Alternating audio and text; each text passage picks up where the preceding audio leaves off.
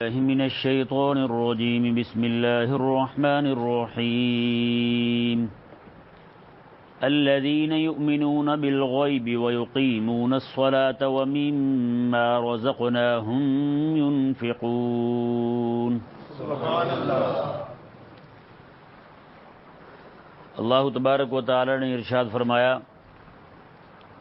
الذين يؤمنون بالغیب وَيُقِيمُونَ الصَّلَاةَ وَمِمَّا رَزَقْنَاهُمْ يُنْفِقُونَ، مایا کے پرہیزگار وہ ہیں جو غیب پر ایمان لاتے ہیں اور نماز کو قائم کرتے ہیں، وَمِمَّا رَزَقْنَاهُمْ يُنْفِقُونَ، اور جو ہم نے رزق دیا ہے اس میں سے خرچ کرتے ہیں۔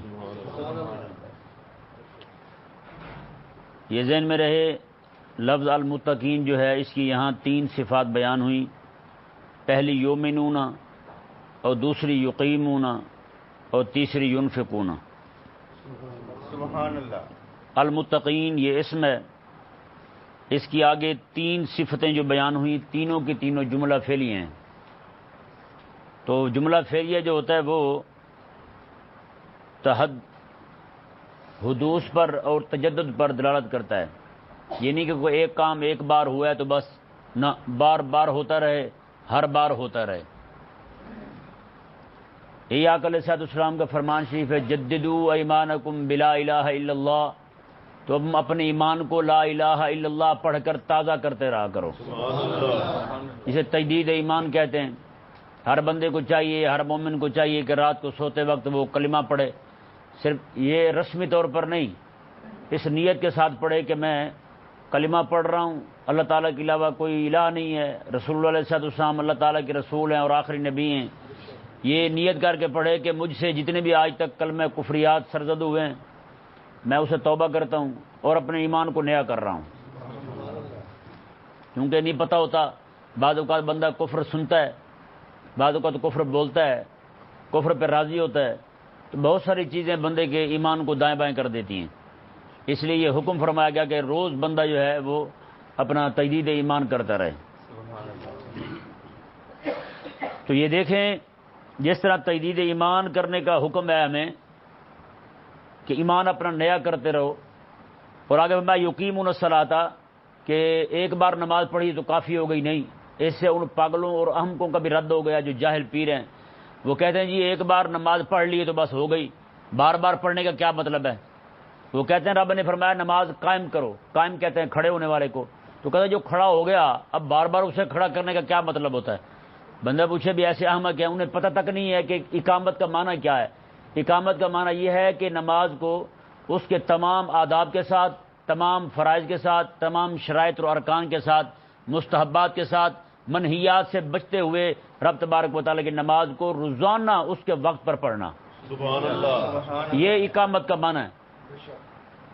ایک بندہ تھا ہمارے گاؤں میں، وہ کبھی اس نے نماز نہیں پڑھی، کبھی اس نے نماز نہیں پڑھی، تو اس سے جب بھی پوچھا گیا کہ آپ نماز نہیں پڑھتے تو وہ یہ کہتا تھا کہ میرے مرشد فرماتے تھے کہ نماز جو بار بار پڑھتے ہیں نا انہیں شک ہے کہ ان کی نماز قائم بھی ہوئی ہے یا نہیں ہوئی، اس لیے بار بار پڑھ رہے ہیں، وہ نماز کے بارے میں شک میں مبتلا ہیں، ہمیں یقین ہے کہ ہماری نماز قائم ہو گئی ہے، ایک بار فجر پڑھ لی تو وہ کھڑی ہے، ظہر پڑھ لی تو وہ قائم ہے، عصر پڑھ لی تو وہ قائم ہے، مغرب عشاء بھی قائم ہے، تو لہٰذا پڑھے تو بار بار وہ جس کی نماز قائم نہ ہو۔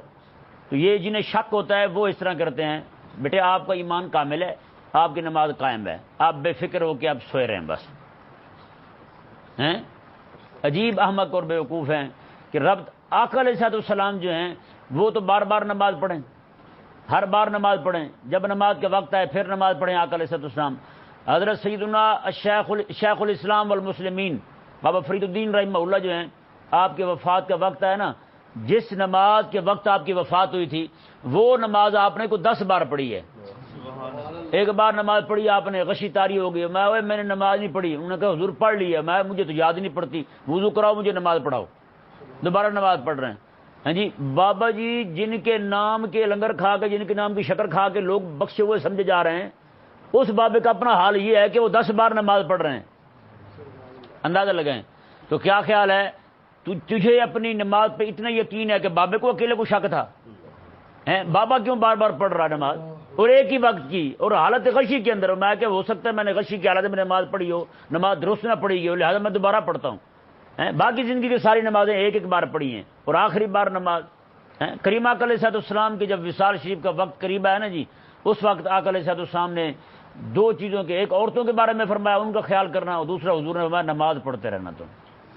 ہاں جی بتائیں، آقا علیہ الصلوۃ والسلام اس قدر تاکید فرمائیں نماز کی، اور آج کے ہمارے جاہل ملا اور جاہل پیر جو ہیں وہ جناب لوگوں کو ایسے بخشا کے جنت بھیج دیتے ہیں، کہتے جی آپ بخشے ہوئے، آپ کو کیا ضرورت ہے نماز پڑھنے کی اور بار بار پڑھنے کی، آپ کی نماز قائم ہو گئی ہے، نعوذ باللہ من ذالک۔ اللہ، اور یہ ذہن میں رہے، جو بندہ یہ کہتا ہے نا نماز کو اس کی اپنی اصل جگہ سے پھیرتا ہے جی، ان کو ایک جواب بڑا زبردست ہے، وہ جو کہتے ہیں کہ نماز قائم سے مراد نماز کھڑی ہو گئی ایک بار تو دوبارہ پھر جو ہے نا اسے بٹھانے کی، اسے پھر کھڑے ہونے کی ضرورت نہیں ہے۔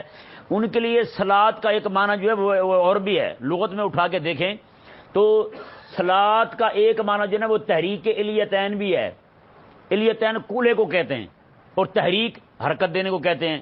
تو ایسے لوگ جو ہیں وہ زیادہ تکلیف نہ کریں، ایسے وضو کریں گے، وقت صرف ہوگا ان کا، وہ صرف بس کہیں پہ بھی کھڑے ہو کے اپنے کولہوں کو حرکت دے لیں، ان کی صلاۃ ہو جائے گی۔ پھر ان کو یہ الزامی جواب ہے کہ وہ آپ نے پھر ضرور تکلیف کرنی ہے ایک بار نماز کو کھڑا کر کے، ایسی آپ کی نماز بھی پھر تکلیف میں رہے گی، کھڑی جو رہے گی۔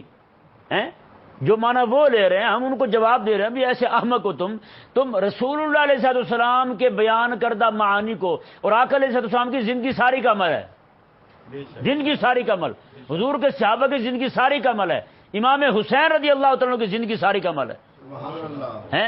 آج جو امام حسین رضی اللہ عنہ کے ملنگ کہلاتے ہیں وہ نماز نہیں پڑھتے، کہتے ہیں ہم تو ان کے ملنگ ہیں، ہم بخشے جائیں گے۔ میں نے کہا تمہیں پتہ ہے امام حسین رضی اللہ تعالیٰ عنہ کی شہادت کیسے ہوئی تھی؟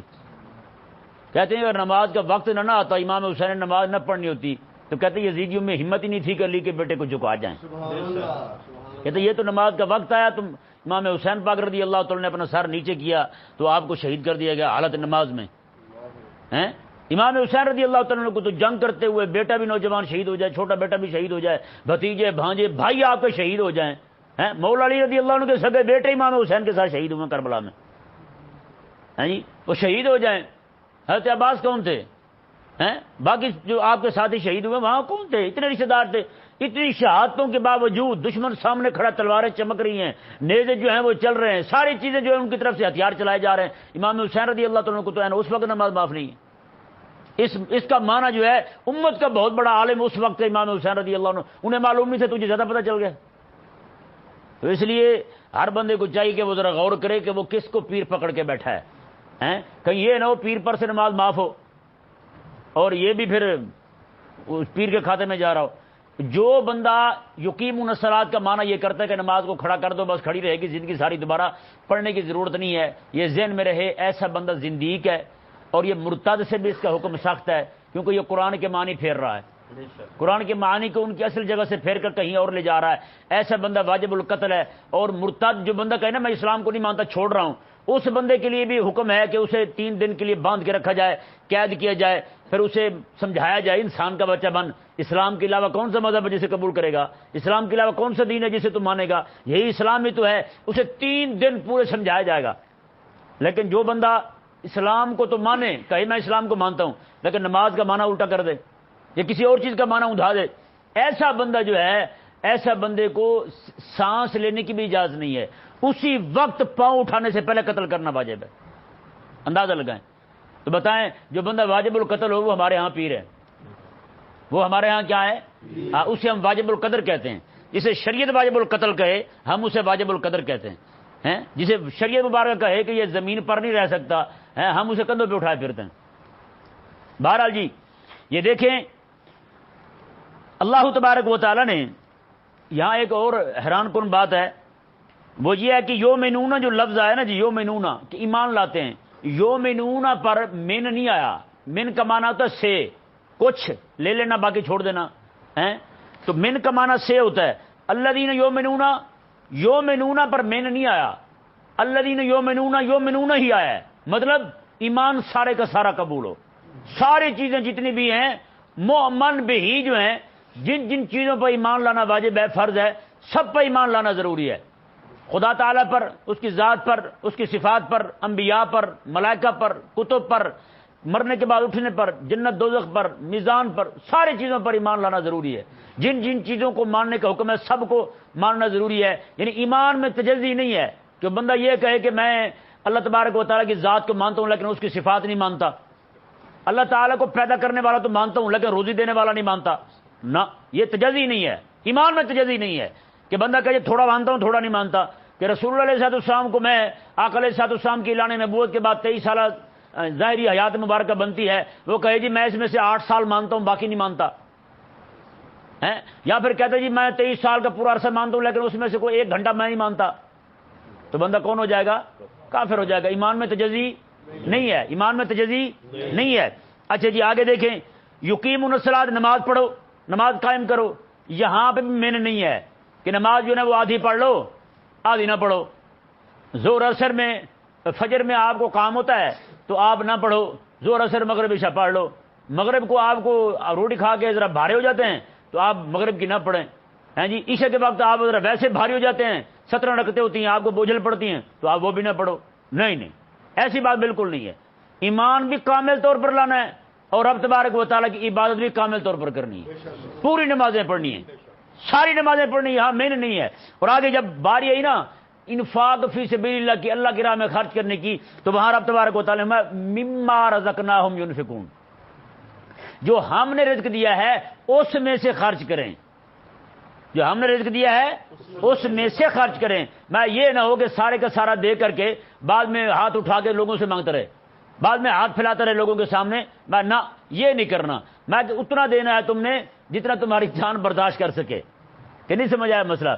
اور مزے کی بات دیکھیں، یہاں پر رب تبارک و تعالیٰ نے مما رزقناہم، جو ہم نے رزق دیا ہے، یہاں پر رب تبارک و تعالیٰ نے اسے احسان بھی جتلایا ہے۔ میں جو تجھ سے مال خرچ کرنے کا کہا جا رہا ہے نا، یہ اسی مال کو دینے کا حکم دیا جا رہا ہے جو ہم نے دیا ہے۔ وہ اپنے گھر سے نہیں دے رہا، اپنے گھر سے نہیں دے رہا، اپنی جیب سے نہیں دے رہا، جو تیرے پاس ہے وہ میرا ہی دیا ہوا ہے۔ مما رزقناہم ینفقون، یہ ہم نے تمہیں دیا ہے، بس تو نے ہمت پکڑنی ہے، دینا ہے ہمارے راہ میں، بس کہ نہیں جی، تو نے ہمت پکڑنی ہے۔ اب دیکھیں جی چند ایک باتیں میں آپ کے سامنے رکھتا ہوں۔ قرآن کریم میں رب تبارک و تعالی نے اپنی راہ میں مال خرچ کرنے کے تین اصطلاحیں بیان فرمائی۔ کتنی ہیں جی؟ 3 اصطلاحیں قرآن کریم میں بیان ہوئی ہیں مال خرچ کرنے کے حوالے سے۔ سب سے پہلی انفاق فی سبیل اللہ، کیا ہے؟ سارے بولتے رہے ساتھ، انفاق فی سبیل اللہ، اللہ کی راہ میں خرچ کرنا۔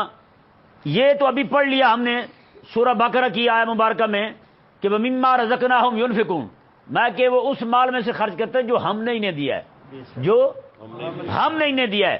اچھا جی، اور دوسری اصطلاح جو ہے وہ قرض حسن کی ہے۔ کس کی ہے؟ قرض، ذرا غور کے ساتھ سنیں ذرا، قرض حسن کی۔ قرض حسن کیا ہے جی؟ فرمایا کہ من ذا الذی یقرض اللہ قرضا حسنا، فرمایا کہ کون ہے جو اللہ تبارک و تعالیٰ کو قرض حسن دے۔ اچھا جی، تیسری اصطلاح دیکھیں، انما الصدقات للفقراء والمساکین والعاملین، یہ 8 جو ہے وہ مصارف رب تبارک و تعالیٰ نے صدقے کے بیان فرمائے۔ تو رب تبارک و تعالیٰ کی راہ میں مال دینے کی 3 اصطلاحیں قرآن پاک میں بیان ہوئی۔ سب سے پہلی انفاق فی سبیل اللہ، اور دوسری قرض حسن، اور تیسری صدقہ۔ تیسری کیا ہے؟ اچھا یہ بھی یہاں ذہن میں رہے، کئی لوگ جو نا صدقے کو نعوذ باللہ من ذالک پتہ نہیں عجیب سے سمجھتے ہیں۔ صدقے کا معنی پتہ کیا ہے؟ صدقہ نکلا ہے صدق سے۔ کس سے نکلا ہے؟ صدق سے۔ کوئی بندہ کسی مسلمان بھائی کو تکلیف میں دیکھے تو اس کے دل کے اندر یہ احساس اٹھے، یہ صدق اٹھے اس کے دل میں، یار میرے مسلمان بھائی پریشانی میں ہے تو میں اس کی مدد کر دوں۔ جو جذبہ بیدار ہوگا وہ صدق ہوگا، جو کچھ دے گا وہ صدقہ ہوگا۔ تو بتائیں اس میں عیب والی کون سی بات ہے؟ پھر آقا علیہ السلام کا یہ بھی فرمان ہے، آقا علیہ السلام نے فرمایا کسی مسلمان کو مسکرا کر دیکھنا یہ بھی صدقہ ہے۔ کہتا ہے جی صدقے تو مولوی کھاتے ہیں، میں نے کہا پھر مسکرانا بھی مولویوں کی طرف منہ کرنا چاہیے نا۔ آپ کو منہ سنا، میں کہا آپ کو دیکھ کے لوگ دانت نکال رہے ہوتے ہیں، کیوں بھائی؟ رسول اللہ علیہ السلام نے فرمایا کہ سلام کرنا بھی صدقہ ہے، آپ کو پھر سلام بھی نہیں کرنا چاہیے۔ گلی کے اندر بازار کے اندر سے کوئی تکلیف دہ چیز پڑی ہوئی ہے، کانٹے دار چیز ہے، کوئی لکڑی پڑی ہوئی ہے، ڈھیلا پتھر پڑا ہے جس سے لوگ گر جائیں گے، کریم آقا علیہ السلام میں اسے ہٹانا بھی صدقہ ہے. تو اب کیا ہے پھر صرف مولوی کی راہ سے روڑے ہٹائے جائیں گے؟ کیونکہ صدقہ جو مولوی کو لگتا ہوا، آپ کو تو لگتا نہیں. آپ تو ہوئے پھر حضرت اقدس ہیں، آپ تو جدی پشتی امیر ہوئے، آپ کو کیوں لگے صدقہ بھی؟ پھر آپ تو جہاں سے گزرنے لگے، پتہ چلے تو بندہ وہاں سے ہل چلا کے رکھ دیتا کہ حضرت صاحب ڈھہتے گرتے جائیں. 2 روڑے لگے نا پیٹ کو طبیعت صاف ہو جائے گا. یہ نہیں صدقہ سب کو لگ جاتا ہے پھر تو. کہ نہیں سمجھ آیا مسئلہ؟ تو بھائی صدقے کا معنی جو ہم نے مشہور کر رکھا ہے وہ ہے ہی نہیں. کہ نہیں سمجھ آیا؟ ایک بندہ ایسے جناب اس نے کہیں سے سن لیا کہ جناب وہ صدقہ جو ہے وہ بلا کو ٹال دیتا ہے، فلانا فلانے کو ٹال دیتا ہے، فلانا فلانے کو ہضم کر جاتا ہے، تو مولوی جو ہے نا وہ صدقے کو کھا جاتا ہے. کہتے جی مولوی تو بڑا مضبوط ہوا. میں نے کہا تم بھی بڑے بغیرت، تم مولوی کھا جاتے ہو. کہ نہیں سمجھ آیا مسئلہ؟ تم اپنے حساب بھی تو دیکھو یار، تم کہاں کھڑے ہو؟ تمہارے غم میں کئی سارے مولوی بیچارے فوت ہو گئے. ہوتا ہی نہیں ہوتا. کتنا علماء کو تنگ کرتے ہیں یہ لوگ، کتنی انہیں تکلیفیں دیتے ہیں. تو بتائیں پھر علماء کو کھانے والا کون ہے؟ پھر پانی نے جناب آگ کو بجھا دیا تو پانی آگ سے مضبوط، آگ نے جناب پتھر کو جلا دیا تو آگ اس سے مضبوط، فلانے نے فلانے کو کھا دیا تو صدقہ مولوی کھا گیا تو مولوی صدقے سے مضبوط. عجیب بات ہے، عجیب ہم کہنا سوچے. بھائی تمہیں صدقے کا معنی ہی معلوم نہیں یار. اگر کوئی ایسی عیب والی شے تھی تو رب تبارک و تعالیٰ بندوں سے مطالبہ کرتا کہ میرے بندوں کو دو. بتائیں بھائی. ایک بندہ کہنے لگا صدقہ تو نہیں ہے. میں نے کہا تو سید ہے؟ کہنے لگا نہیں جی. تو میں نے کہا پھر تمہیں کیوں لڑتا ہے صدقہ؟ بھائی یہ ذہن میں رہے. کریم آقا علیہ السلام نے فرمایا کہ بندہ مومن جو لقمہ اٹھا کر کے اپنی بیوی کے منہ میں دیتا ہے نا، آقا علیہ السلام نے یہ بھی صدقہ ہے. میں نے کہا یہ تو پھر صرف مولویوں کے لیے ہونا چاہیے. ہاں آپ نہ اٹھائیں اس سے نفع، کیونکہ صدقہ آپ کو بھی نہیں لگتا، آپ کی زوجہ ماجدہ کو بھی نہیں لگتا. آپ رہیں فارغ پھر اس سے. اللہ تبارک و تعالیٰ سمجھ عطا فرمائے یار. ہم نے دین متین کا حلیہ تک بگاڑ دیا ہے. اور دوسری تکلیف دہ یہ بات یہ ہے کہ مولوی بیان ہی نہیں کرتے. مولوی گرفت کرے نا اس طرح. بتائیں جی آج کے بعد آپ میں سے کوئی کہے گا بھلا؟ یہیں پہ ایک بندہ تھا وہ فوت ہو گیا اللہ تبارک و تعالیٰ کی مرضی سے. تو مجھے انہوں نے بلایا جی آپ نے نا تقریر کرنی ہے 40ویں پہ. میں نے کہا مجھ سے بڑھ کر تقریر کرنے والا کون ہے 40ویں پہ بھی. میں چلا گیا. سارے بندے، کئی سارے لوگ ایسے بیٹھے تھے جو بڑی بڑی گاڑیوں پر آئے، کئی سارے سیکورٹی گارڈ، ان کے ساتھ پولیس والے دائیں بائیں، تو کھوکر شوکر سارے جمع تھے. تو میں نے کہا جی آپ یہ بتائیں، تقریر کے شروع میں نے پہلی بات یہ کی، میں نے کہا جی آپ میں سے صدقہ کس کو لگتا ہے؟ اور مجھے پتا تھا انہوں نے دیکھے سب بکری کی پکائی ہیں وہاں. میں نے کہا جی صدقہ آپ میں سے کس کو لگتا ہے؟ سارے ہاتھ نیچے کر کے بیٹھے. ایک بندے نے میں ہاتھ کھڑا نہیں کیا. میں نے کہا چلو شکر ہے آپ میں سے کسی کو نہیں لگتا. میں نے کہا جو آپ بعد میں کھانا کھائیں گے نا وہ بھی صدقہ ہے. وہ کیا ہے؟ صدقہ ہے. اب سارے چپ. اور میں نے کہا ہاتھ کھڑا کرو، کون کون بکرا چھوڑے جائے گا؟ اب کوئی ہاتھ نہیں اوپر کر رہا. میں نے کہا خدا خراب کرے تمہیں، اور جہاں بیٹھتے ہو بکتے ہو کہ مولوی صدقہ کھا جاتے ہیں. میں نے کہا یہ سارا تم ہی کھا جاتے ہو. میں وہاں سے آ گیا، ان میں سے کوئی ایک بھی نہیں اٹھا. میں نے کہا دیکھو جی مولوی تو جا رہا ہے پھر آپ ہی بیٹھے ہو. امام احمد رضا خان رحمہ اللہ فرماتے ہیں میں نے زندگی ساری کبھی کل خانی کے چنے تک نہیں کھائے. کیوں؟ فرمایا امیر بندہ جو ہوتا ہے نا، صاحب نصاب بندہ ہوتا ہے، وہ ختم کی چیز کھا لینا، کل خانی کی 40ویں کی اس سارے ثواب کے جو پکائی جاتی ہیں. بات ہے یہ حق ہوتا ہے غریبوں کا. اگر امیر بندہ کھائے گا رب تبارک و تعالیٰ اس کے دل کو مردہ کر دے گا. بتائیں آج کوئی اٹھتا ہے وہاں سے؟ کوئی بھی نہیں اٹھتا. کئی جگہ بیان کرتے ہیں تو میرے گلے پڑ جاتے ہیں، کہتے ہیں یہ مسائل آپ کیوں بیان کرتے ہیں؟ میں نے کہا مجھے آتے ہی یہی ہیں. آپ کیسی باتیں کرتے ہو یار؟ ہاں میں کہتا ہوں غریب کو اس کا حق دو.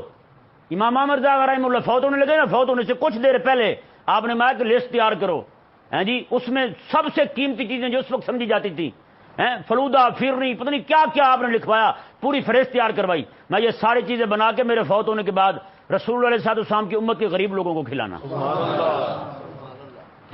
آج ہم کیا کرتے ہیں؟ ہم کہتے ہیں میں فوت ہو گیا، فلانا چودھری کو بھی کل خانے پہ بلانا، فلانا چودھری بھی آئے، فلانا بھی آئے. اور آج نعوذ باللہ کل خانی 40ویں ہو رہے ہیں صرف ناک بچانے کے لیے، اور کسی کے لیے بھی نہیں ہو رہا ہے. لوگ نعوذ باللہ سود کے پیسے لے کر کے کل خانیاں کروا رہے ہیں، 40ویں کرا رہے ہیں. خدا کے لیے مولوی بعد آ جاؤ، لوگوں کو کہو یار یہ فرض واجب نہیں ہے. آج کو بندہ کل خانی نہ کرے تو لوگ تانے دیتے ہیں، وہی بندہ اپنی بہن کا حق کھا جائے تو کوئی کچھ نہیں کہتا اسے. کہتے یہ تو پروفیشن بن چکا ہے، یا ہر بندہ اپنی بہن کا حق کھا رہا ہے، تو آپ کون سی باتیں کرتے ہیں پھر؟ تو بھائی خدا کے لیے اب ہوتا کیا ہے، عموماً کہیں کسی جگہ بندہ فوت ہو گیا، اب اس گھر کے اندر چھوٹے بچے بھی ہیں، نابالغ اور بالغ بھی ہیں، جب تک ان کے مال کا بٹوارا نہ ہو جائے تب تک اس بندے کے مال میں سے کوئی بھی چیز دائیں بائیں کرنا جائز ہی نہیں ہے۔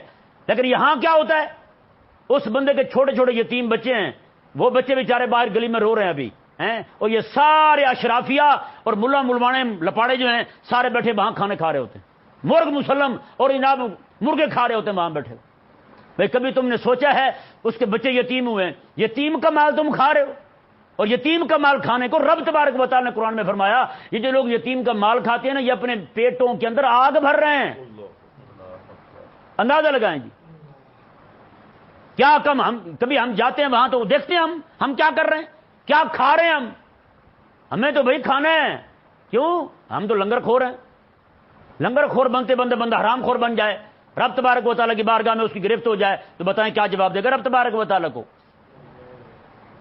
یہ صرف حرام خوری وہی نہیں ہوتی کہ بندہ چوری کر کے کھائے یا ٹھگی کر کے کھائے، اور یہ بھی حرام خوری ہے، یتیم کے مال پہ ہاتھ صاف کرے بندہ، حالانکہ چاہیے تو یہ کہ بندہ یتیم کے سر پہ ہاتھ پھیرے ہیں، لیکن ہم کیا کر رہے ہیں؟ اچھا جی دیکھیں، بہرحال 3 اصطلاحیں قرآن کریم میں بیان ہوئی۔ کتنی اصطلاحیں ہیں؟ 3 اصطلاحیں قرآن کریم میں بیان ہوئی ہیں۔ سب سے پہلے انفاق فی سبیل اللہ، اور دوسری قرض حسن، اور تیسری صدقات۔ اب یہ ذہن میں رہے کہ انفاق فی سبیل اللہ اور قرض حسن یہ دونوں ایک ہی ہیں، انفاق فی سبیل اللہ اور قرض حسن یہ تینوں ایک ہی ہیں۔ یہ دیکھیں جی، رب تبارک و تعالی نے قرآن کریم میں ارشاد فرمایا من ذا الذی یقرض اللہ قرضا حسنا، میں کون ہے وہ جو اللہ تبارک و تعالیٰ کے لیے قرض حسن دے۔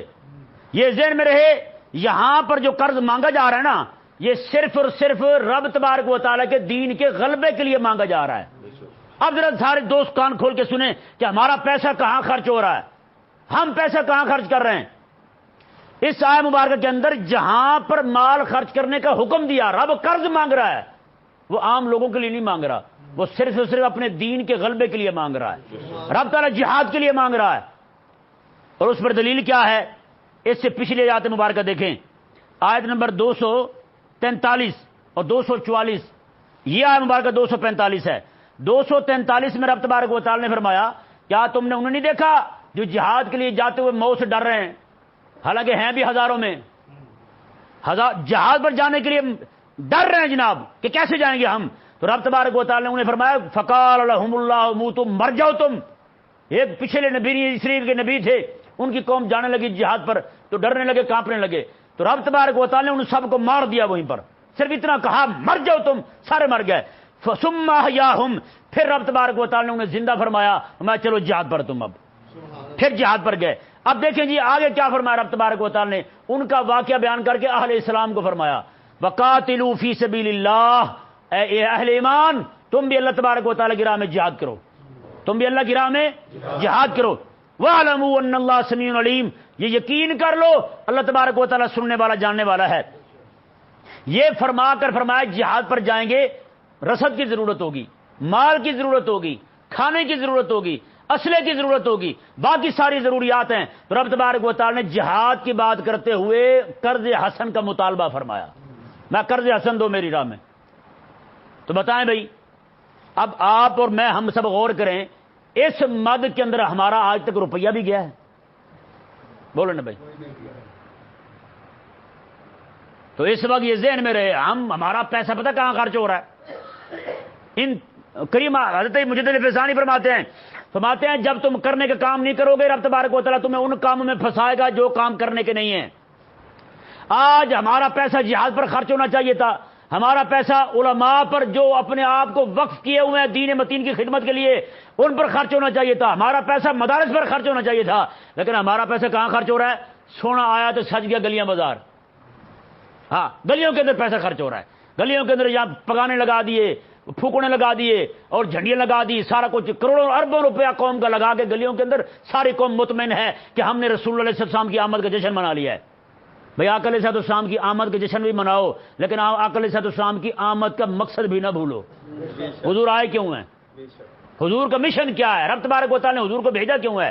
آگے دیکھیں جی، یہ آیت مبارکہ واضح کر رہی ہے کہ من ذا الذی یقرض اللہ قرضا حسنا، قرض حسن کا تعلق کس کے ساتھ ہے؟ جہاد کے ساتھ. کس کے ساتھ ہے؟ جہاد کے ساتھ ہے. اور دوسرا مقام دیکھیں جی، رب تبارک و تعالی نے ارشاد فرمایا صدقہ اور قرض حسن، یہ اس کے دونوں کے مصرف الگ الگ. صدقہ غریبوں کے لیے، مسکینوں کے لیے، باقی سب کے لیے. اور مزے کی بات دیکھیں، جہاں پر انما الصدقات للفقراء والمساکین ہے نا، اسی میں فی سبیل اللہ کا لفظ بھی ہے. کون سا لفظ ہے؟ فی سبیل اللہ کا لفظ بھی ہے. کیا مطلب؟ فرمایا کہ وہاں پر جہاں پہ زکوٰۃ کے مصارف، صدقے کے مصارف بیان ہو رہے تھے، وہاں پر رب تبارک و تعالی نے دین پر خرچ کرنے کا بھی حکم دیا ہے، دین پر بھی. اور میں آپ کو ایک بہت بڑی بات بتاؤں، یہ کوئی یہ نہ کہے کہ میں اپنی طرف سے چھوڑ رہا ہوں، نہ. امام اہل سنت امام محمد رضا خان رحمہ اللہ کے مدرسے میں فتویٰ آیا، آپ یہ فرمائیں جی ہمارے پاس پیسے ہیں 11ویں شریف کے، ہر بندہ غور سے سنیں، 11ویں شریف کے پیسے ہیں. وہ پیسے، ایک بچہ ہے طالب علم ہے دین کا، اسے پیسوں کی ضرورت ہے، ہم وہ پیسے، ان پیسوں 11ویں کے پیسوں میں سے اس دین کے طالب علم پر پیسے خرچ کر سکتے ہیں یا پھر 11ویں ہی دیں؟ وہاں کے عالم جو تھے انہوں نے فتویٰ لکھ دیا، اعلیٰ حضرت کے نائب تھے، کہا کہ آپ کچھ پیسے اسے دے دیں طالب علم کو، باقی پیسوں کی 11ویں کر دیں. اعلیٰ حضرت رحمہ اللہ نے فرمایا کہ یہ فتویٰ کون سا استفتاء کیا ہے دکھاؤ. جاتے ہوئے فتوے کو موڑا آپ نے، دیکھ کے اعلیٰ حضرت رحمہ اللہ نے فرمایا میں کہ تم نے یہ کیا لکھ دیا ہے؟ فرمایا کہ کیا ایک عالم تیار ہو حضور کی غوث پاک کی 11ویں پر، حضور غوث پاک کی 11ویں کے پیسوں پر ایک عالم تیار ہو، ایک طرف کھانا بنے اور لوگ کھا جائیں ڈکار مار جائیں. یہ گیا. فرمایا کہ 11ویں کے پیسوں سے جو عالم بنے گا، جب تک رسول اللہ علیہ السلام کے دین کی خدمت کرتا رہے گا، حضور غوث پاک کو ثواب اس تک پہنچتا رہے گا. میں اصل 11ویں یہ ہے. اور اعلیٰ حضرت رحمہ اللہ نے آگے فرمایا میں کوئی بندہ غریبوں پر، مسکینوں پر، یتیموں پر اس طرح کر کے کسی جگہ پر پیسے خرچ کرتا ہے، 11ویں کا لنگر بناتا ہے، اسے 1 کا 10 گنا ملتا ہے. اعلیٰ حضرت رحمہ اللہ فتاوی ریزی میں فرماتے ہیں جو بندہ دین کے طالب علم پر خرچ کرتا ہے اسے میرا اللہ تبارک و تعالیٰ 1 کے بدلے 700 گنا عطا فرماتا ہے. تو بتائیں بھی پھر انفاق، صدقہ اور انفاق دونوں کا فرق معلوم ہوا یا نہیں؟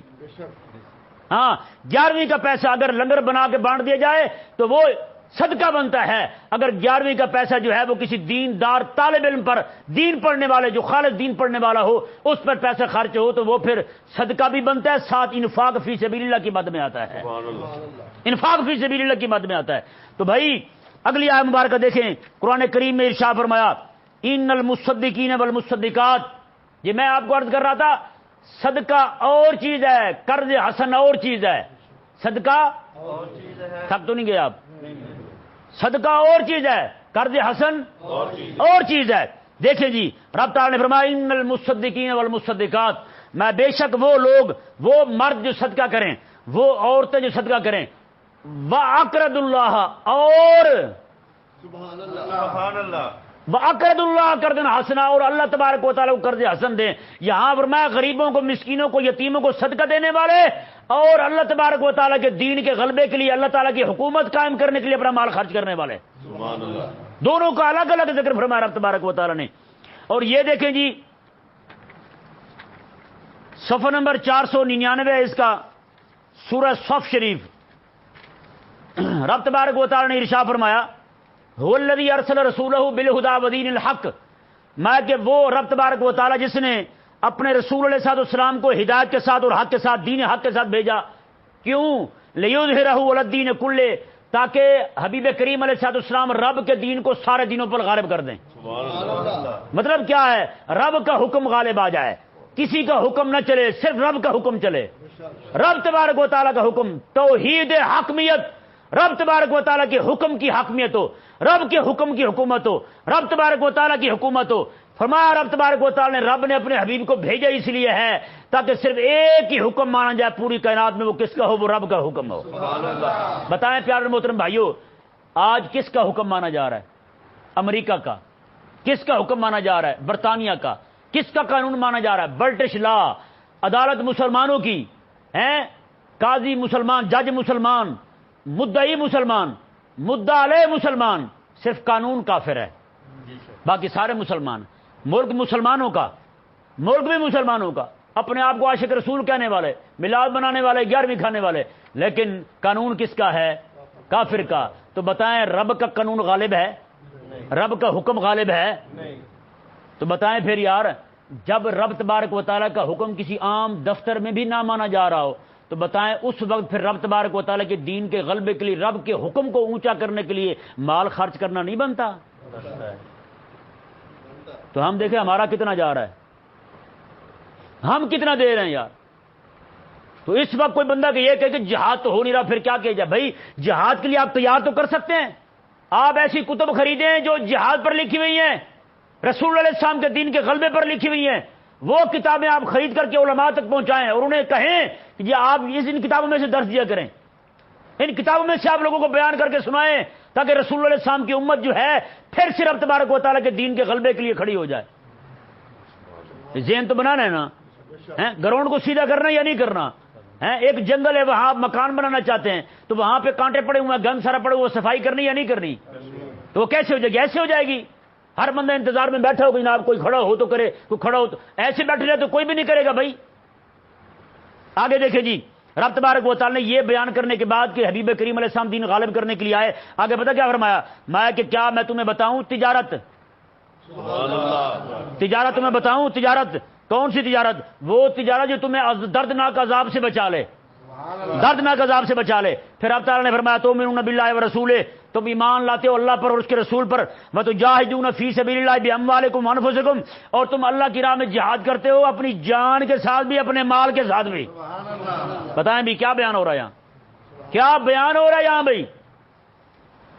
آگے رب تعالیٰ نے فرمایا ذالکم خیر لکم ان کنتم تعلمون، یہ ہی بہتر ہے اگر تم جانو تو۔ اللہ کی راہ میں اپنا مال بھی اپنی جان بھی، یار ہم اپنی جان نہیں دے سکتے، کم از کم اپنا مال تو دے سکتے ہیں۔ اور یہ ذہن میرے قیامت والے دن پوچھا جائے گا، جہاں پر میرے حبیب نے اور میرے حبیب کے صحابہ نے مال خرچ کیا تھا، تیرا ایک ٹکا بھی گیا تھا وہاں؟ کیا جواب ہوگا ہمارے پاس یار؟ کیا ہم جواب دیں گے رب تبارک و تعالیٰ کو کہ ہمارے پیسے اسی طرح خرچ ہو جاتے تھے، ملنگوں پر، بھنگیوں پر، چرسوں پر، ناد خان جو پورا جناب مہینہ نماز نہ پڑھیں، پورا سال مسجد میں داخل نہ ہوں، ان پر پیسہ ہمارا خرچ ہوتا تھا، اور قوالوں پر، میراثیوں پر جو شراب پی کے آ کے طبلہ بجائیں، ان پر ہمارا پیسہ خرچ ہوتا تھا۔ میں حقیقت کہہ رہا ہوں، بحیثیت قوم ہم مجرم ہیں، ہمارے پاس اس بات کا جواب کوئی نہیں ہے کہ ہم اپنا پیسہ رب تبارک و تعالیٰ کے دین کے لیے خرچ نہیں کر رہے۔ آگے دیکھیں جی رب تبارک و تعالیٰ نے کیا ارشاد فرمایا، یا ایھا الذین آمنوا کونوا انصار اللہ، اے ایمان والو تم رب تعالیٰ کے دین کے مددگار بن جاؤ، رب کے دین کے مددگار بن جاؤ۔ تو رب تبارک و تعالیٰ کے دین کے مددگار کیسے بننا بلا بتائیں؟ رب تبارک و تعالیٰ کا حکم غالب کرنے کے لیے، رب تعالیٰ کا دین غالب کرنے کے لیے، توحید حاکمیت کے لیے صرف ایک حکم چلے پوری کائنات کے اندر، وہ کس کا حکم ہو؟ میرے رب کا حکم ہو، ہاں جی، رب تبارک و تعالیٰ کے قرآن کا حکم ہو بس۔ تو اس لیے ضروری ہے کہ ہر بندہ جو ہے اپنا مال اسی لیے خرچ کرے۔ رب تبارک و تعالیٰ نے جو فرمایا نا، سب سے پہلے قرآن پاک میں ترتیب آپ دیکھیں، قرآن پاک میں پہلے صدقے کا حکم نہیں آیا، صدقے کا حکم نہیں آیا، پہلے کسی زکوٰۃ کا حکم بھی نہیں۔ آپ دیکھیں سورہ بقرہ کو ترتیب سے پڑھیں، سب سے پہلا حکم جو ہے نا ينفقون، کس کا حکم ہے؟ رب کے دین کے لیے خرچ کرنے کا حکم ہے۔ ہاں، اللہ تبارک و تعالیٰ ہم سب کو اپنا مال اپنے دین کے لیے خرچ کرنے کی توفیق عطا فرمائے۔ وما علی الا البلاغ۔